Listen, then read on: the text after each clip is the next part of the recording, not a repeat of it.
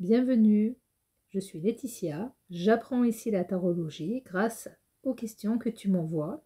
Merci par avance. Autrement, j'espère que tu es en forme, heureux, heureuse et bien entendu ancré. Voici le fil de la semaine 24 avec rien de neuf sous le soleil puisque c'est présenté la même carte d'Osho que la semaine dernière, la carte numéro 35, la maîtrise des humeurs, accompagnée de la carte 41, la carte 41 qui se présente pour la troisième ou la quatrième fois, ça faisait longtemps qu'elle n'était pas venue nous voir, la carte de l'échec. Je te mettrai dans la description de cette vidéo les endroits où tu vas pouvoir écouter ce que Osho a à nous dire sur ces deux cartes. Et en attendant, nous allons tirer une autre carte d'oracle. Je te propose cette semaine d'aller découvrir l'oracle du soleil. C'est un jeu de Caroline Smith et de John Astrop. Il est tout neuf, je viens de le recevoir, donc j'ai tiré quelques cartes pour les présenter aux personnes que je côtoie, mais je ne me suis pas encore familiarisée avec ce jeu. Je commence avec la carte de la dévotion, donc Saturne en balance. Saturne, l'ambition, balance, le sens de la justice et de la beauté. C'est surtout pour cela que je l'ai acquis, cet oracle, ainsi que l'oracle de la lune que je ne dois pas avoir très loin, de manière à acquérir un peu plus de notions d'astrologie. Donc la colombe posée sur un arbre ne veut pas abandonner son partenaire qui gît sur le sol. Et nous avons le globe qui représente la nuit, le jour, le soleil et la lune qui flottent dans un ciel étoilé. Personnel. Saturne en balance indique une responsabilité sociale ou un travail communautaire. Le profond sens de la justice des personnes avec cette combinaison peut leur donner des capacités exceptionnelles dans les secteurs juridiques ou qui font appel à l'arbitrage. Les Saturnes balance peuvent bénéficier d'un profond respect de la part des autres, mais le risque est que leur désir d'appréhender les deux côtés d'une question les conduise à la tergiversation et à l'hésitation. Dans une relation ou un partenariat, le dévouement des Saturnes balance est durable et sans faille. Cependant, la constante difficulté que rencontre la balance à se positionner fermement d'un côté ou d'un autre dans les situations décisives peut affaiblir le meilleur des partenariats. Cela dit, les Saturnes balance ont un grand potentiel de réussite lorsqu'il s'agit d'organisation et de projets de groupe. Cette position de Saturne indique un mariage sur le tard ou une relation avec une personne sérieuse, plus âgée, très investie dans sa carrière ou qui connaît une certaine notoriété dans son domaine. Positivement, il peut s'agir d'une relation stable et durable. Les Saturnes balance sont prêts à travailler dur et à assumer leur part de responsabilité au sein de leur partenariat. Et les accords juridiques peuvent y avoir une grande importance.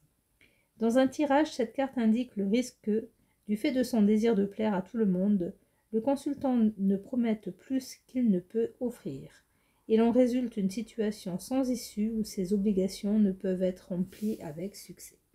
Alors, rien à voir avec la description, mais moi, au vu de cette carte, ce que j'ai pensé, c'est le respect par rapport à la vie, par rapport à la mort, et aussi à la communication que l'on peut avoir avec les personnes qui ne sont plus là. Je te donne un exemple, moi je m'approche tout doucement de la cinquantaine, et en ce moment, c'est tous les mois que j'apprends que quelqu'un que j'apprécie, quelqu'un que j'aime, je n'aurai plus le plaisir de parler avec cette personne dans cette vie. De ce fait, le plus souvent possible, quand j'y pense, je me permets d'envoyer des bonnes pensées, des ondes positives, de la chaleur, de l'amour, à recommander la lumière, et j'espère de tout cœur que les personnes que je ne verrai plus ont trouvé le chemin qui leur permettra de trouver la paix, l'apaisement, l'amour, la source d'amour. Quand j'ai vu cette carte de la dévotion, ce dessin m'a illustré le respect et l'accompagnement pour tous. Du coup, pour la carte de la négociation, qui a le numéro 7 également, je vais le faire dans l'autre sens. Moi, quand je la regarde, cette carte, je vois une femme à moitié nue, donc à demi habillée. Avec ses deux mains, elle relie la lune et le soleil, comme si elle avait appris à être dans son élément le jour et la nuit, elle est reliée à la Terre, mais n'oublions pas que cette carte s'appelle négociation, donc avec les deux mains en l'air, on peut y voir également qu'elle argumente tout simplement. Donc cette carte c'est Jupiter en balance, Jupiter le gain, balance le sens de la justice et de la beauté. Dans un champ près d'un village se tient une jeune fille venue d'une terre lointaine. Ses mains levées relient le soleil et la lune, la terre, les émotions, la créativité et les biens matériels. Les personnes avec Jupiter en balance évoluent dans leur vie en bénéficiant beaucoup de leurs nombreuses interactions avec les autres, qu'il s'agisse d'un travail coopératif ou des relations avec leurs proches. Leur souci de justice et de moralité donne à ces types de personnalités des compétences diplomatiques qui peuvent se révéler très utiles.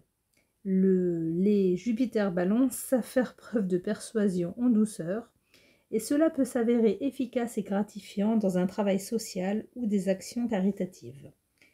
Leur désir de plaire aux autres peut cependant les conduire à essayer de satisfaire les besoins de tout le monde, et souvent, en promettant plus qu'elles ne peuvent donner, elles aboutissent au résultat contraire.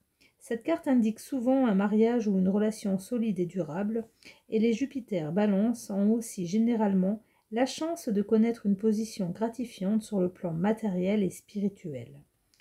Négativement, les personnes avec cette combinaison doivent veiller à ne pas s'engager dans des projets grandioses et des partenariats spéculatifs. Cela pourrait être au détriment de ce qu'ils ont déjà. La perspective optimiste encouragée par Jupiter peut pousser les balances dans une indécision stérile, considérant que toutes les possibilités ont la même valeur. Dans un tirage, la carte de la négociation indique que le temps est venu de prendre une décision et qu'il est nécessaire de considérer le pour et le contre d'une situation pour s'assurer que la réponse est satisfaisante pour les deux parties. Alors toi qui m'écoutes, si tu as un projet de mariage, je pense que ce tirage de la semaine 24 est pour toi.